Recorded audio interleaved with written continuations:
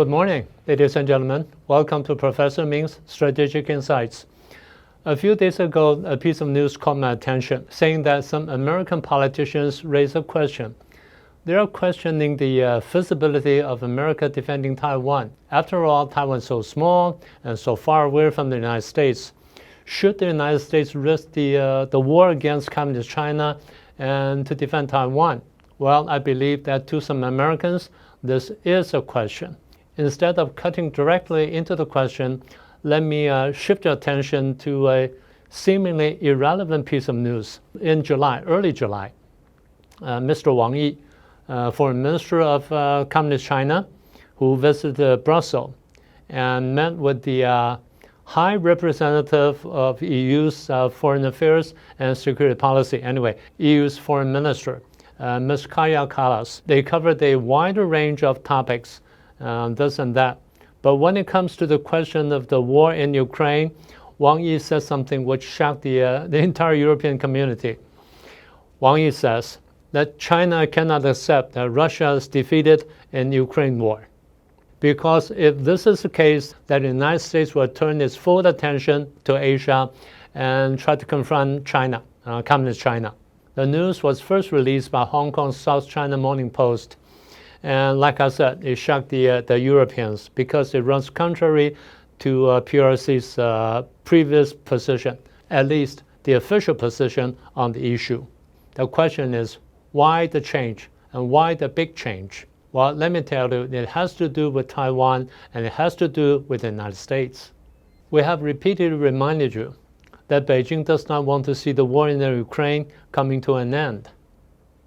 Although verbally they keep telling us how much they love peace and how much they support peace and how much they try to push the war to a conclusion and this and that.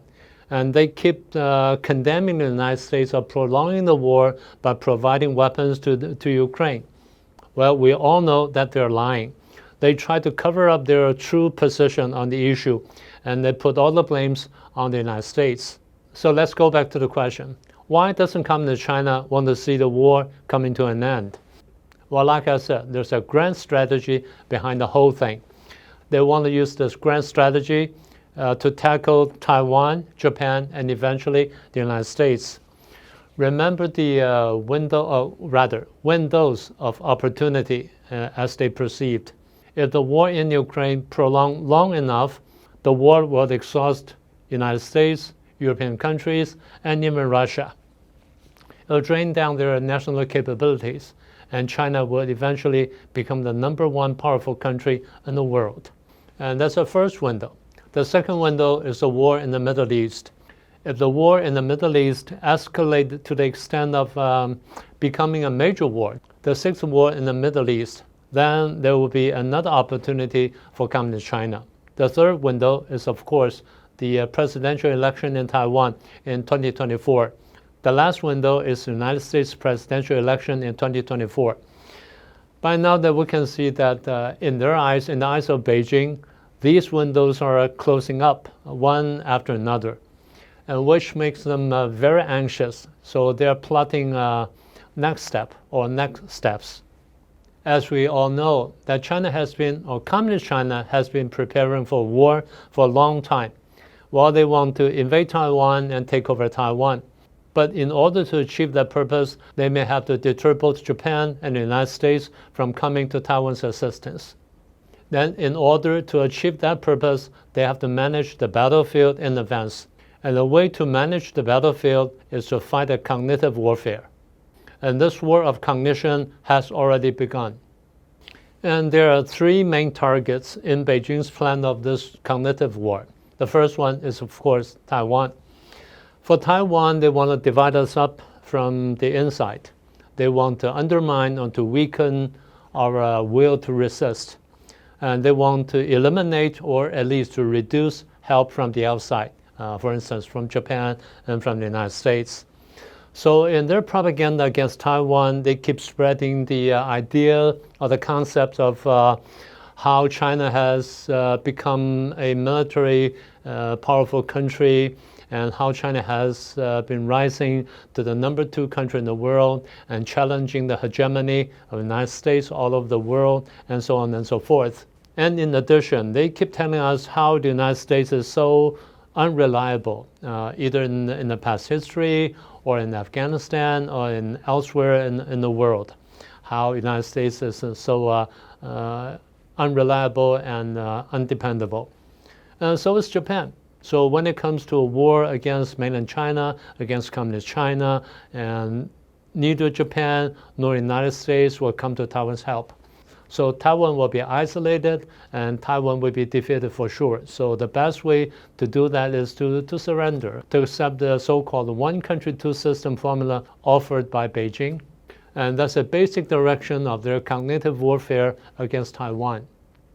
The second target is Japan. And for Japan, they keep telling the Japanese how unreliable the United States has been. Well, some Japanese will buy that. And how they should oppose war, because war has caused so much damage to Japan and to Japanese people, and how they should oppose the development of nuclear weapons in Japan, and so on and so forth. They also spread the idea or the concept of how powerful China has become, and how militarily advanced China has become, and how Japan should not act as a lackey or a stooge of the United States, and how Japan should not fight a war for Taiwan against communist China, and so on and so forth. So much for Japan. So their strategy against both Taiwan and Japan is basically intimidation. But when it comes to the United States, they take a totally different approach.